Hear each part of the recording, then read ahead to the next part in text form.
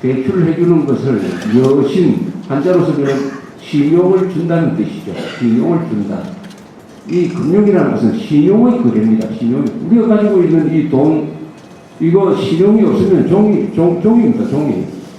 종이밖에 없어요. 그러나 이것이 1,000원이라는 신용을 부여하기 때문에 이걸 가지고 물건을 살 수 있는 것입니다.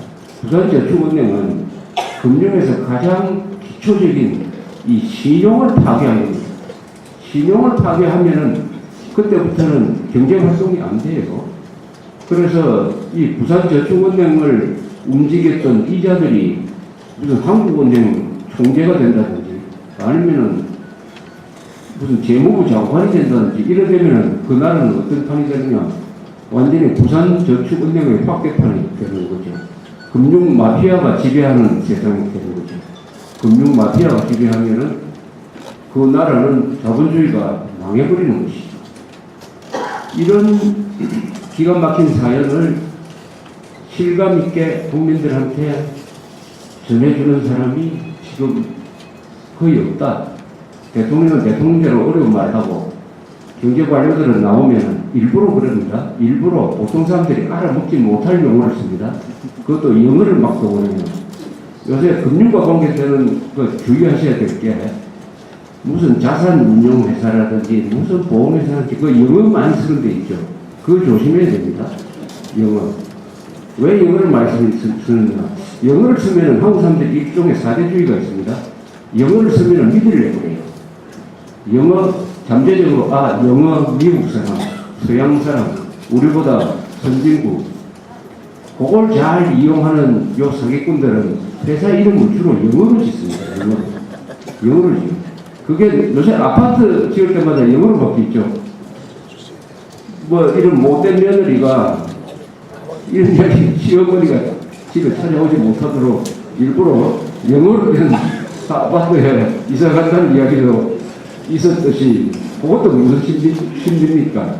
영어로 감춰놓으면은 영어로 해놓으면은 정체를 숨길 수 있다는 거죠.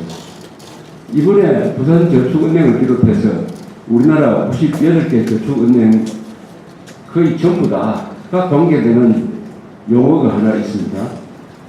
PF 대출이라고. PF 대출이라는 말 들어보셨죠? PF 대출. 이게 정확하게 무슨 말인지 아십니까? PF 대출. PF 대출로 망했다. PF 대출을 많이 해서 저축은행이 이렇게 됐다. PF 대출이 부실해졌다. 막 이렇게 막 나옵니다. PF가 뭐냐? 영어로 하면 프로젝트 파이낸싱이란 말이에요. 프로젝트 하면 큰 사업이라는 뜻이죠. 큰 사업을 금융적으로 어떻게 한다는 그런 뜻입니다. 파이낸싱은 금융이라는 뜻이거든요. 그러면은 뭐 같이 보입니다. PF로 하면. 그런데 요걸 저축은행들이 PF란 말을 악용을 해가지고 PF 대출을 한다 하면 일반 사람들은 그 저축은행이 근사한 일을 하는 모양이구나. 이렇게 생각해요. PF 대출은 뭐냐? 그대로 번역하면은 부동산 개발입니다. 부동산 개발 금융이에요. 부동산 개발. 부동산 개발이라고 하지 왜 프로젝트라고 그러냐? 부동산 개발하면은 이거 부동산 하면 바로 뒤에 딱 따라오는 말이 투기란 말 아닙니까? 부동산 투기를 많이 하는 저축은행이다. 그러면은 저거 갑자기 문 닫을 수도 있겠는데 부동산 경기가 나빠지면 큰일 나겠는데 이렇게 생각할까봐 싶어가지고 일부러 PF 이름이 PF로 하면 아마 그건 뭐 믿어도 되겠다 이렇게 되는 거죠. PF. 이거 영어에 조심하셔야 돼요. 영어. 그리고 또 하나 요새 나온 게 있어요. SPC 저축은행 하면 딱 나오는 용어가 SPC, PF예요. SPC를 많이 만들어서 PF 대출을 하고 그래서 어떻게 됐다 이렇게 나와요. SPC라고 하면은 이게 뭡니까? 이것도 특수 목적 회사예요. 스페셜 퍼포스 컴퍼니 이렇게 되겠네. 스페셜 그걸 줄여가지고 SPC를 할 거예요. 근데 SPC로 하면은 뭔가 좀 근사하게 보이죠. 뭡니까? 지금 저축은행에서 SPC라고 하는 회사는 뭔지 압니까? 몽땅 유령회사입니다. 유령회사. 가짜회사. 거기 사장, 감사, 주식회사 형식을 취하죠.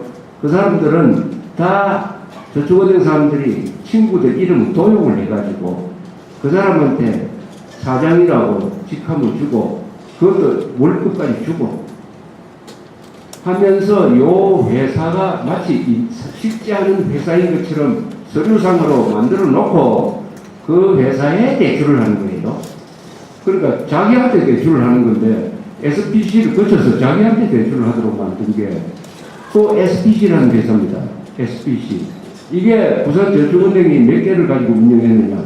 120개를 운영했어요. 120개.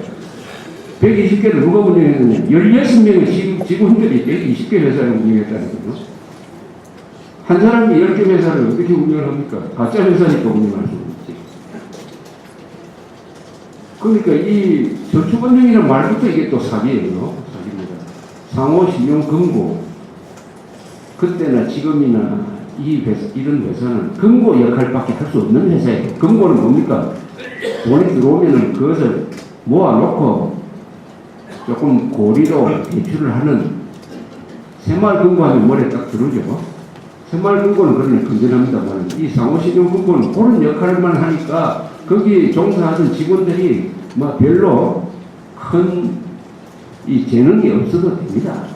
우선 돈을 철저하게 관리하고 오히려 성실한 사람 그리고 급전을 빌리는 사람 사채업자한테 가야 될 사람을 상호신용금고로 오도록 하겠다는 게 설립 목적 아닙니까? 그래서 사채를 양성화하기 위해서 만든 거예요. 그러면 하는 일은 그 일만 해야 돼요. 그런 일만. 그런 일이 있죠. 그런 일은 뭐냐? 급히 돈을 빌리려고 하는 사람 그리고 자영업자들 중소기업들을 위한 금융기관으로 우리 정부가 만든 겁니다. 그래서 작은 데서 또 지역사회에서 또 지역의 그 자영업자하고 공장 돌리는 사람을 도와주기 위해서 만든 거예요.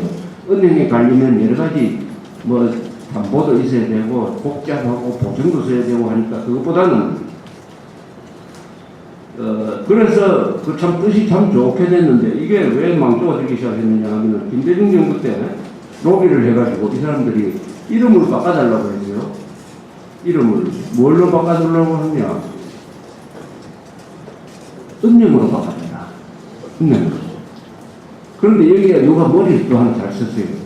그 앞에다가 저축은행이라고 바꿔달라.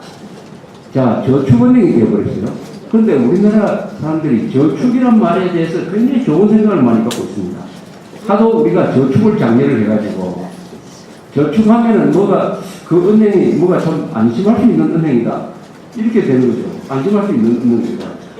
저축은행. 저축도 굉장히 신용이 있는 용어인데 거기다 플러스 은행까지 해버리니까 저축은행 하면은 이건 안심할 수 있다. 안심할 수 없는 존재가 갑자기 말을 하나 바꿔버리니까 안심할 수 있는 존재가 되어버렸어요. 저축은행이 되어버렸어요. 그러면서 또 하나 요소를 써가지고 이건 다 경제관료한테 로비를 한 결과입니다. 이거 가만히 있다고 해가지고 경제관료들이 와가지고 그렇게 편의를 봐주지 않습니다. 누가 열심히 로비를 하면은 관료들을 상대로 로비를 하면은 돈이 들죠. 돈이 들게 돼 있어요. 매물도 들게 돼 있습니다. 그 결과의 것입니다. 그러니까 예금 보호 한도를 2천만 원에서 은행 수준으로 옮겨버렸어요. 5천만 원. 그러니까 더 안심을 하게 된 거죠. 5천만 원. 여기다 또 조금 시간이 지나니까 88클럽이라는 제도를 또 만들었어요. 이게 노무현 때 만든 건데 88클럽은 뭐냐? BIS라는 말은 많이 씁니다.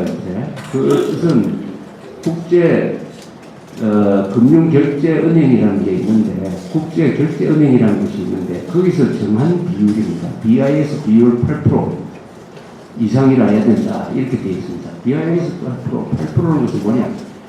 이 은행이라는 것은 남의 돈을 인수를 해가지고 남의 돈으로 장사를 하니까 자기 돈이 일정하게 있어야 된다. 자기 자본. 자기 돈이 있어야 급할 때 예금을 다 지불할 수가 있는 것이다 하는 그런 뜻입니다. 그 비율이 어느 정도 되느냐? 자기 자본 비율을 보이는 거예요. BIS 비율 8% 이상이면 건전하다, 안심할 수 있다. 이렇게 된 것입니다. 그래서 BIS 비율 8% 이상인 저축은행, 그리고 불량채권, 이 불량채권의 기준은 연체죠. 이게 원리금 상환을 제때 안 하는 채권이 불량채권이죠. 연체라고 합니다. 연체가 있는 채권, 그 비율이 전체 대출액 중에서 8% 이하라 해야 된다. 요 두 개를 충족시키는 것은 88클럽이다. 여러 가지고 이 88클럽에 해당하는 저축은행에 대해서는 여러 가지 장사하는데 뭘 주느냐 하면은 상당한 편의를 줬어요. 특혜를 줬습니다. 이런 것들이 다 저축은행들이 사기를 치는데, 국민들을 속이는데 다 도움이 되는 방법으로 악용이 됐어요. 경제관료들을 악용해버린 거죠.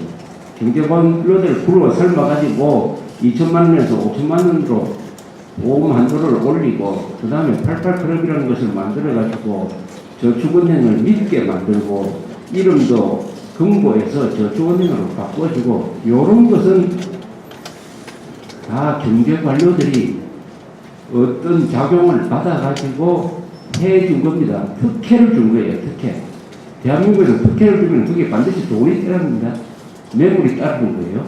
이렇게 돼가지고 집단적으로 우리 국민들을 속이던 이런 거대한 조직이 생겼습니다. 그 조직은 부산저축은행과 같은 이런 경영자들, 그리고 이 사람들을 봐주는 금감원, 감사원, 국세청, 청와대, 경제관료, 아마도 뭐 언론 또는 수사기관까지 포함되지 않을까 생각되는데, 현재 부산저축은행과 관련돼서 구속되거나 수사 대상이 되고 있는 사람들의 직업을 보면 금감원, 금융감독원, 그 다음에 금융감독위원회, 국세청, 감사원, 청와대, 국회의원입니다. 이 직업들이 전부 권력을 가진 집단이죠. 그리고 저축은행을 감시해야 될 임무를 가진 집단이에요. 그러니까 저축은행을 감시해야 될 기관이 돈을 먹고 어떻게 돈 먹으면 그 다음에 돈 먹은 걸로 끝납니까? 공무원들이 업자한테 돈을 먹으면은 돈 먹은 걸로 그러면 끝납니까? 거기서 그때부터 어떻게 된 거죠? 그건 무슨 말로 아주 좋은 말이 있잖아요. 그때부터 돈 먹은 사람이 어떻게 되냐? 코가 껴있는 거죠. 돈 준 사람한테 코가 껴있는 거죠. 코가 껴있면 어떻게 되냐? 그리 부당하는 것은 안 받아줄 수가 없다. 이런 구조가 되어버리면 공범 집단이 됩니다. 부산저축은행이라는 이 금융 범죄 조직입니다. 이것하고 돈을 먹은 공무원들이 공범 집단이 됩니다. 같은 배를 탄 운명이 공동 운명체가 되었다. 공동 운명체. 그렇게 되면은 이 부정과 부패는 덮어지고 계속 확대되고, 그런 과정에서 많은 예금자들이 속아가지고 계속 돈을 넣게 되고 피해자가 늘어나게 되고 이렇게 되는 거죠. 이것은 진실만 밝혀지지 않으면 계속 굴러갈 수도 있어요. 어느 단계까지 굴러갈 수가 있습니다. 왜냐? 일단 이렇게 하면 예금이 많이 들어오잖아요. 예금이 많이 들어오면 뒤에서 막 열심히 빼먹습니다. 빼먹어요. 그러나 예금이 많이 들어오면 은행이라는 것은 굴러갑니다. 그러다가 이제 어느 날 갑자기 무슨 계기를 해가지고 예금자들이 몰려와가지고 내 돈 주세요 하는데 지금 불능 상태가 생깁니다.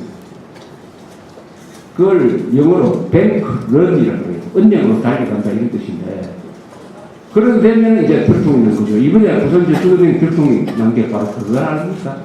예금자들이 갑자기 웅성웅성 하면서 이상한 소문이 막 들어오니까 빨리 내 돈 찾아야 되겠다 해서 몰려갔더니 돈이 없더라. 직업불능 상태. 은행은 직업불능 상태면 이게 부도죠. 부도 사태가 되는 거죠. 그렇게 해서 연초에 들통이 났다. 이래서 이 사건이 이렇게 되었습니다. 이 사건을 이해하는데도 아주 복잡하게 이해하면 이 사건은 이해가 안 되는데 자꾸 부산저축은행 사건 하니까 사람들은 경영자들이 그 뭐 투자를 잘못해가지고 어디서 부실이 좀 생긴 모양이다. 이렇게 생각합니다. 과거에 거의 모든 금융사건이 그랬으니까. 그러나 부산저축은행 사건은 정확하게 말하면 부산저축은행 그룹 사건이에요. 이게 5개 은행, 5개 저축은행이 관계되어 있습니다. 이거는 본질적으로 그런 사건이 아니에요. 부실이 아닙니다. 비리도 아니에요. 이거는 부산저축은행 그룹의 경영권을 장악한 한 10명 정도의 광주 1고 출신, 회장, 은행장, 부회장, 감사, 대표, 이런 사람들이 범죄 집단을 만든 거예요.